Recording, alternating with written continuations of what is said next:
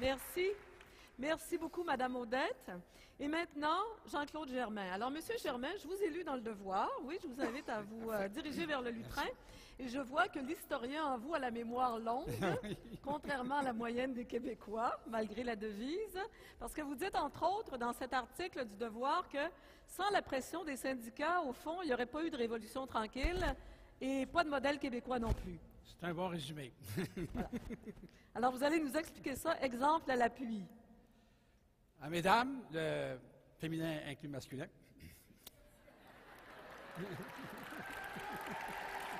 Ça commence bien.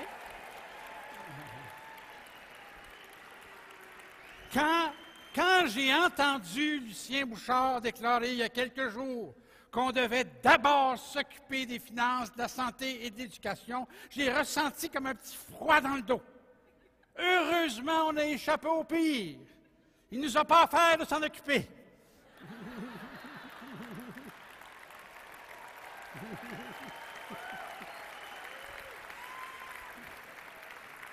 Depuis maintenant des décennies, tous les lucides qui ont obtenu leur diplôme en fréquentant les chambres de commerce ou l'Institut économique de Montréal nous rabattent les oreilles avec leur solution miracle pour l'avenir, l'État minceur.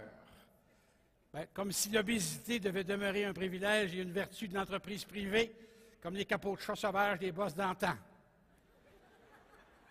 Un bon fonctionnaire serait non seulement un fonctionnaire maigre, mais à la limite invisible. Sauf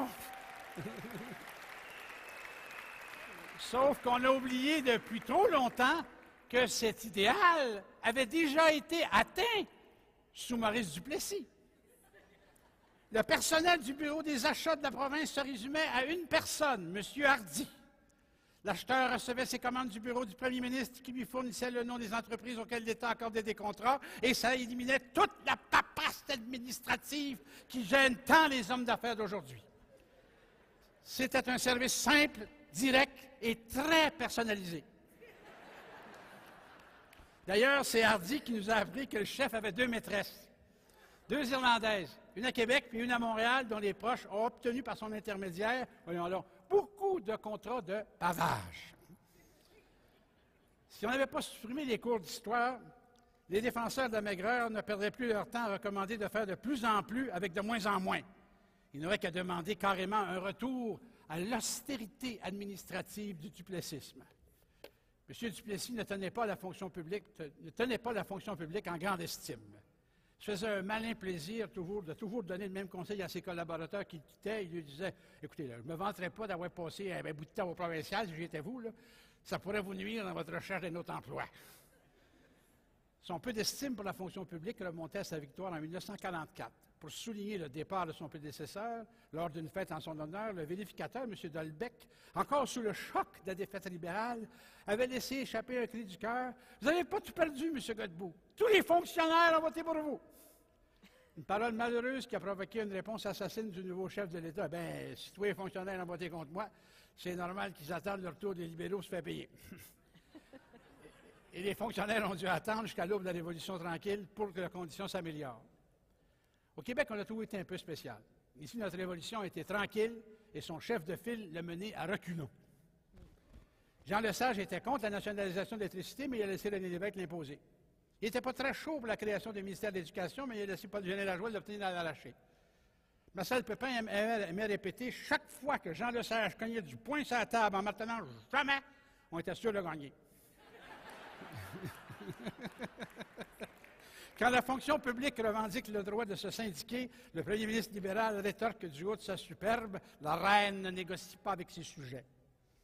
Mais lorsque l'Assemblée nationale adopte la loi sur la fonction publique en 1965, elle met en place les fondations d'une fonction publique moderne, loyale, neutre et impartiale qui a été et demeure l'épine dorsale du Québec moderne. Un avant...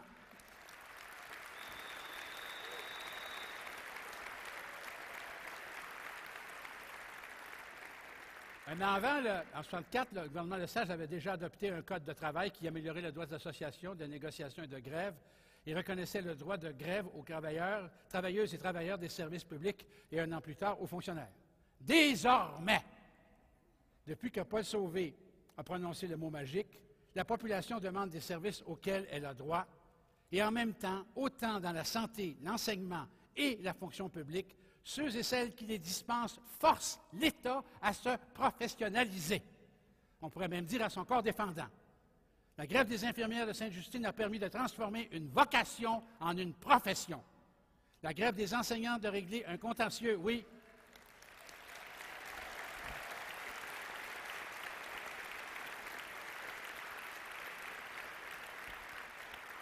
La grève des enseignants de régler un contentieux vieux de 100 ans. L'égalité salariale entre les instituteurs et les institutrices. Hein? C'est arrivé, s'il vous plaît. L'expérience, l'expertise et le professionnalisme exigé des syndiqués de la fonction et des services publics créent des postes pour les diplômés des cégeps et des universités.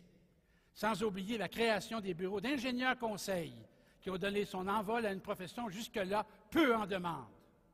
Les syndicats et le gouvernement apprennent leur métier sur le tas, chacun de son côté. La première ronde de négociation se conclut en 1966 par une loi spéciale, 25. Elle instaure un nouveau régime de négociation à l'échelle nationale pour l'enseignement.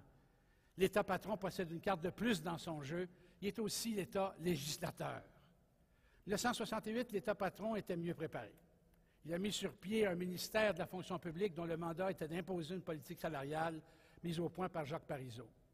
L'approche patronale est globale, mais les syndicats demeurent isolés. Aux tables de négociation, la stratégie gouvernementale consiste à faire traîner les négos les plus forts et d'établir des patterns de règlement en signant d'abord avec les groupes les plus faibles. Le rattrapage salarial le plus spectaculaire depuis 1960 s'est produit chez les travailleuses et les travailleurs des services publics. En 10 ans, le taux de syndicalisation est passé d'un peu moins de 30 à 40 des salariés, soit de 375 000 à 700 000. En 1970, on estime que près de 40 des syndiqués, 280 000, travaillent dans les services publics et parapublics. Pour les syndicats, la leçon de la ronde de négo de 1968 a porté fruit. En 1971, les syndiqués des services publics québécois négocient ensemble pour la première fois. En avril 1972, c'est l'impasse.